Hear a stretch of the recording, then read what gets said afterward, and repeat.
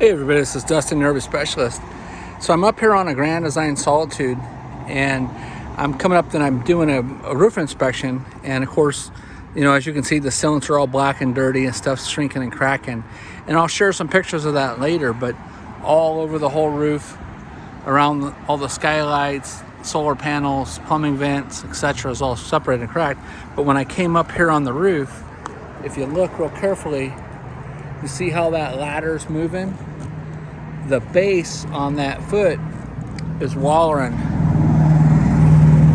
And so the screws on it, you can clearly see that they're moving. See how you can see that indentation of that screw? Oh, where's it at? So that screw right there is loose and it's wallering back and forth.